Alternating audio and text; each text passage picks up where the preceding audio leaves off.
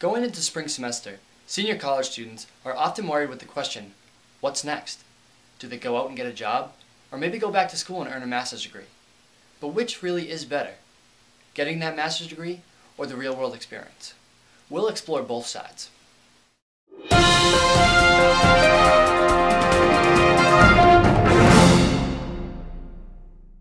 Everyone says, go to college and you'll get a good job. But with the job market the way that it is, many students are going back to school for an extra degree to stand out from the rest, or simply to be considered for a job.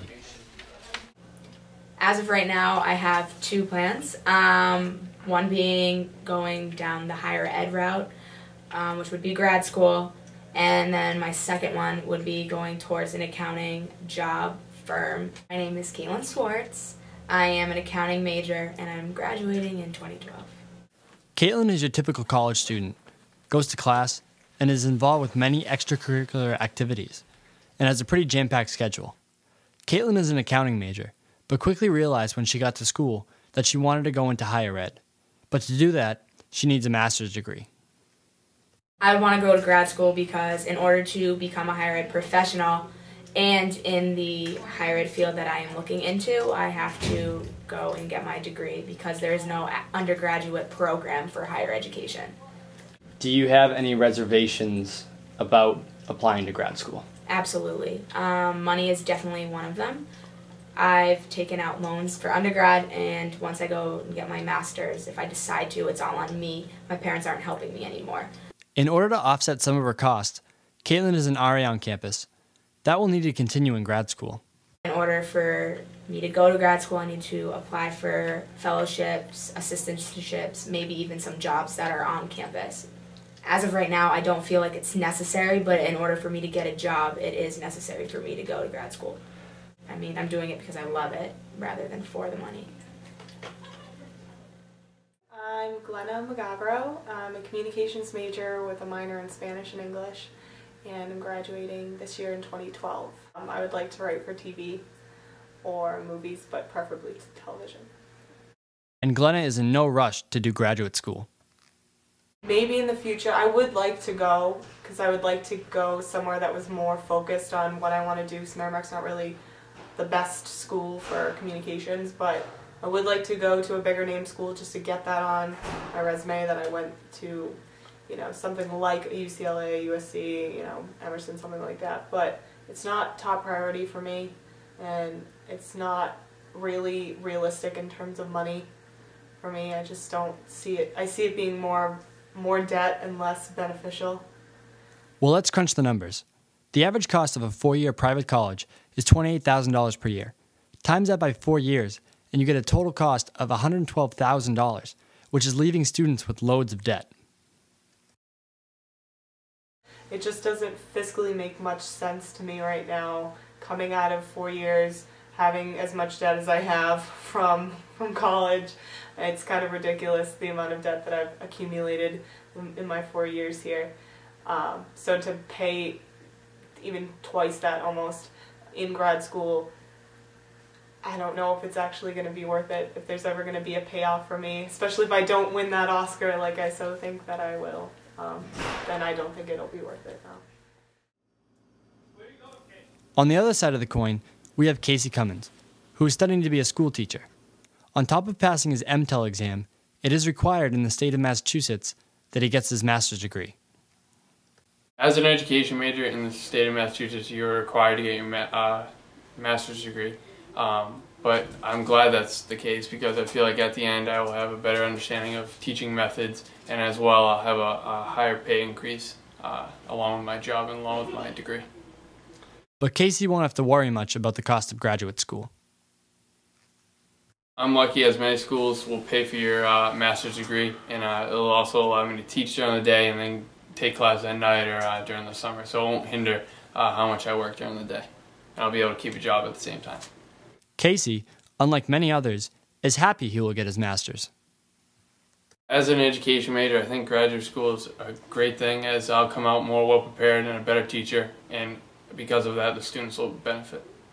At this very moment, I'm not too worried about graduate school just because we have that 5-year kind of grace period But it's definitely something that I want to get going on right away. As like I said before, it increases your pay the quicker you do it, and on top of that, you can take college credits that will also increase your pay. So I think, yeah, at this very moment in time, I'm not too worried about it. But in the end, it'll be better to get it done earlier, as it will help my teaching career as it gets going. So I talked to a few students and got some different thoughts about grad school. But I talked with one student who thought graduate school was a scam. Yeah, I think the whole grad school thing is completely overrated. I think that you get a degree when you're at college, and in order to get a good job, you have to get another piece of paper from a different school to say that you're just as smart as you already knew that you were. I mean, I think when you get a job, the experience is really where it comes in, where you learn a lot through experience, and you learn a lot through getting out there and actually participating in your job. So I think grad school is completely overrated. It's not necessary. It shouldn't be a requirement, but unfortunately, some jobs make it a requirement. The idea of graduation has students wondering, now what? I spoke to a career professional about the current job market and what you need to get a job. I'm Heather Maeda. I'm the Director of Career Service and Cooperative Education here at Merrimack College. I've been here since July. I asked Heather what the current job market for graduating seniors looks like. So the job market is slowly getting better for the class of 2012. I think that the job market for the class of 2007 was on the upswing, was the best graduating class of the 2000s. And of course, as the job market declines, students look towards graduate school. In 2007, roughly 20% of students chose to go on to graduate school. And we're talking nationally, chose to go on to graduate school.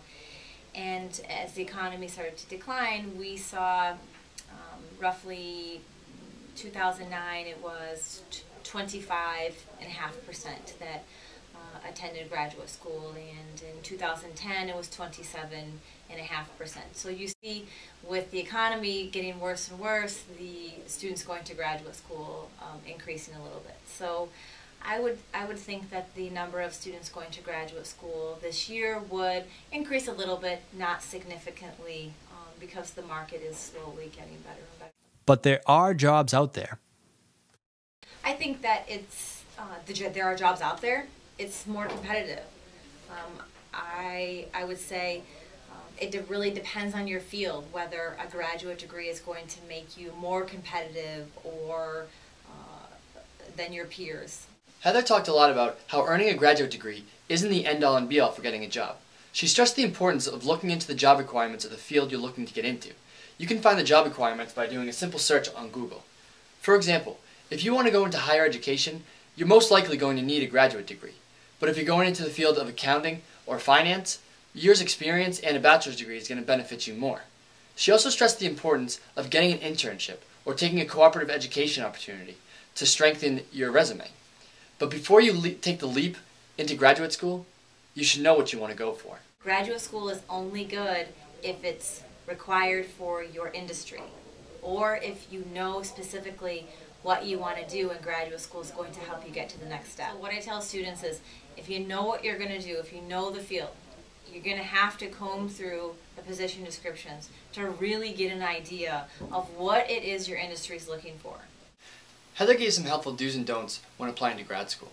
Like, don't go to grad school if you don't know what you want to do with your life, because grad school isn't going to be able to tell you that. Also, don't go to grad school if you simply just don't want to graduate from college. If you do decide to go to grad school, Heather insisted that you should not pay for grad school. You should look for an internship, a fellowship, or an assistantship to offset the cost of that graduate degree. So let's recap what we've learned over the past few minutes. First, grad school isn't right for everyone. You have to really decide if it's right for you, if you decide to go or not. Second, grad school is only going to benefit you if it's required for your field. It's a lot of money to spend if you don't need it. Third, if you do go, do it for you. Don't do it because someone else told you to do so. Have your own reasons. And lastly, if you do go to grad school, don't take on the financial burden. You should get an assistantship or a fellowship to offset the cost. Your undergrad is expensive enough. I hope you gained some helpful insight into the world post-college. Until next time, I'm Ryan Pinette.